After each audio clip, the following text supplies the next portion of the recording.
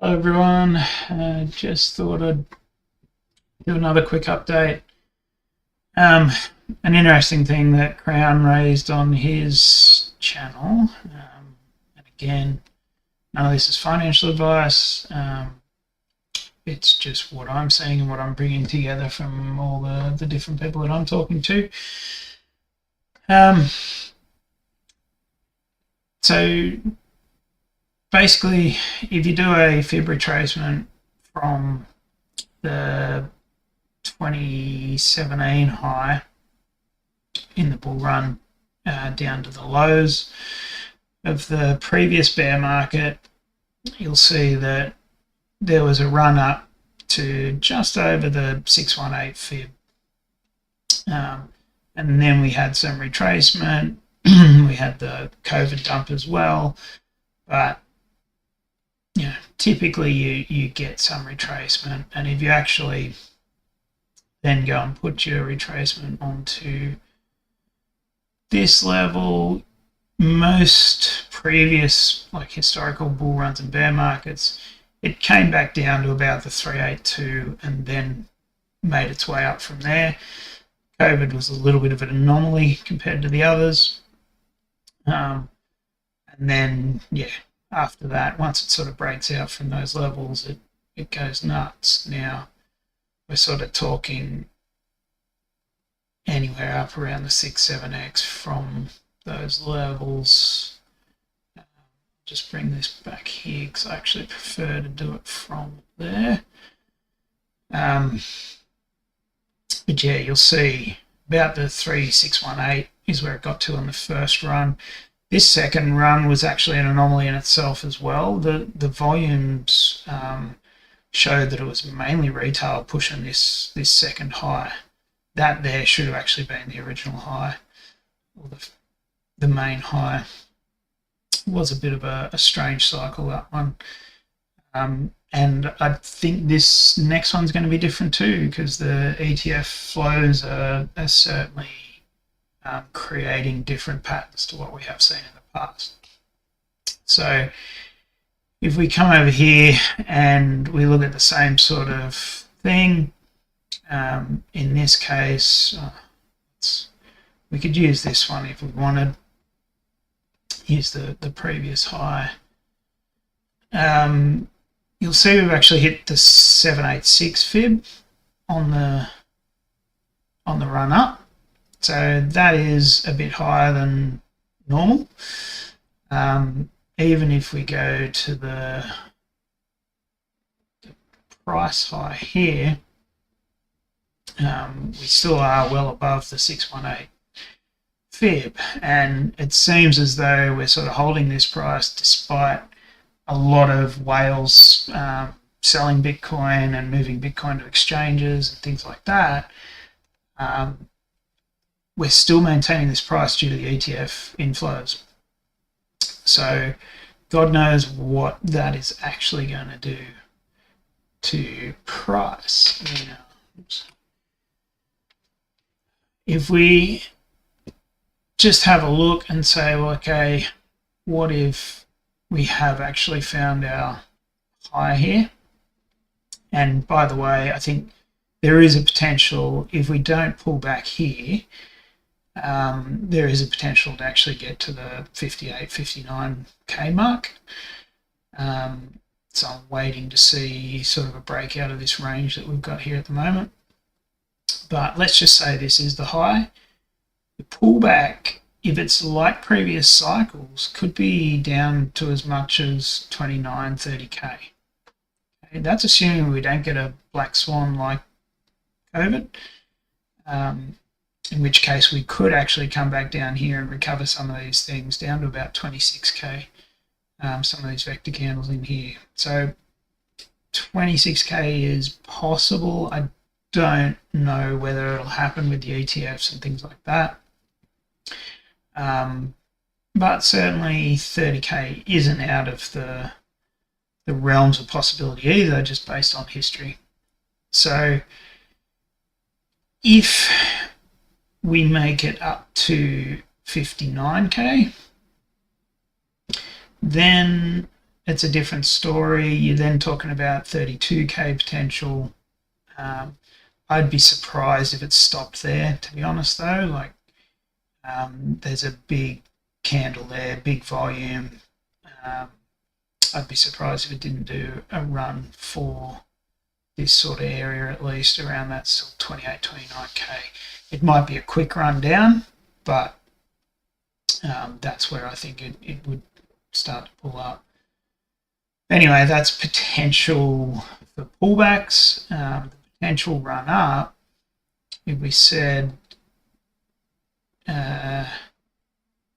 let's aim for the same sort of fib targets that we have in the past. The last cycle, the fib was 3618, so that's suggesting somewhere around the 147 mark. Sorry, that should actually be based on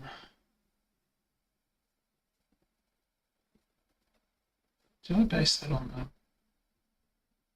run down? Hang on a sec. Let's just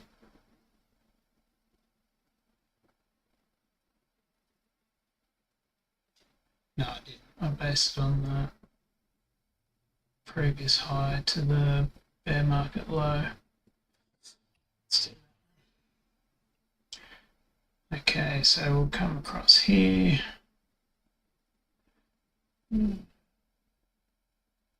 Sorry, should have had this prepared earlier. So potentially if we look at high to low and the extension from that overall, maybe up around the 200k mark. Wouldn't surprise me given the ETFs and the potential flows. The global economy is not looking great, but I think at the moment I'm expecting more of a correction rather than a massive failure, especially for this year. I think if we can stay out of major trouble this year, then it's probably going to be 2025 that's going to really have the big pullback, which will coincide with the bear market starting for crypto as well.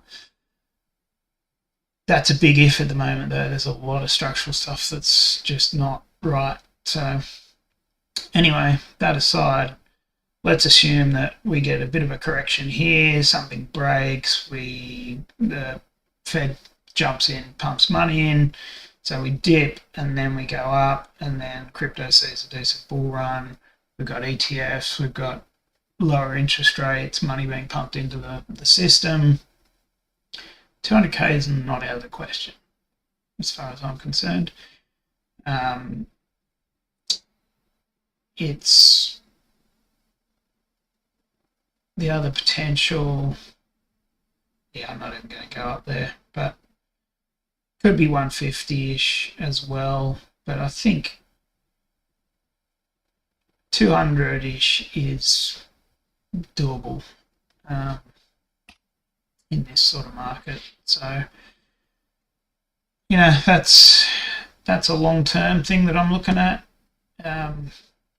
Short term, looks like we are consolidating. Well, we are consolidating here. Whether we got another leg up or not, we'll have to wait and see. We're sort of a long way from anything on the daily being obvious, except for maybe a closure below these wicks here. So a closure below 50k could lead to at least downside to probably the 50 EMA, which will probably be out here somewhere, about 46, 47. I'd expect probably a bit of a bounce then. That could be a catalyst to bounce up, like a buy the dip sort of catalyst up to that 59. It's sort of more of a, if it breaks below, there's a short trade there down to the EMA, I believe.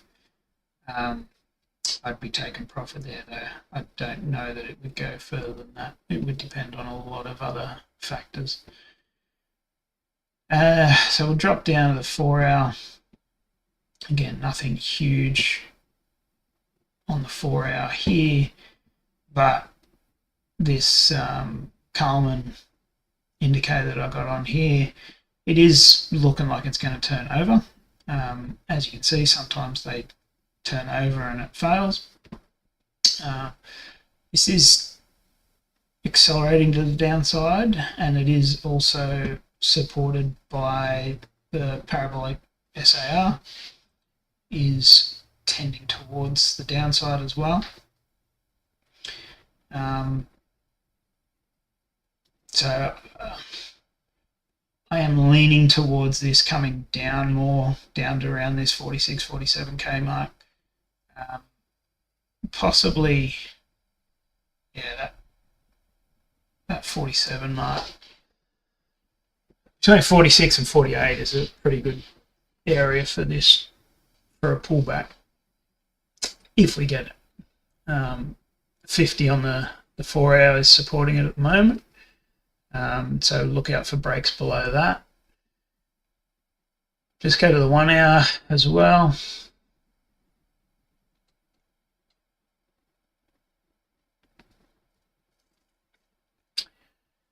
And the 1 hour looks like it's trying to actually head to the upside.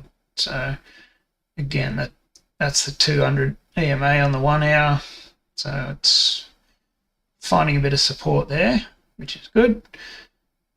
If we get a clear break below the 200 and a retest, and continuation down below, that's when I'd be expecting.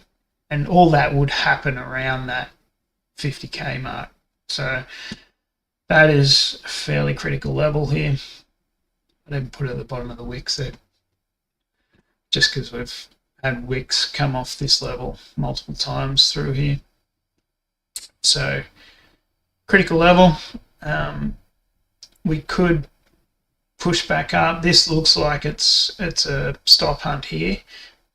So getting ready, getting some liquidity to rush to the downside. Just have to wait and see how this plays out. It's sort of in no man's land, waiting for some clear direction at the moment. Certainly just because the 1 hour parabolic SAR is turning up, doesn't mean that still can't actually be satisfied in here. So you could get a 1 hour turn up, could even come up in here somewhere, and the 4 hour would still be to the downside. So just keep that in mind. But yeah, clear break above this level here. So clear break above, let's say 53,000, and I would expect 59k. Clear break below 50,000, and yeah, I'd be expecting somewhere around this 46 to 48 as a next stop, and probably a bit of a bounce there, and we'll see what happens. Okay, that's what I'm seeing.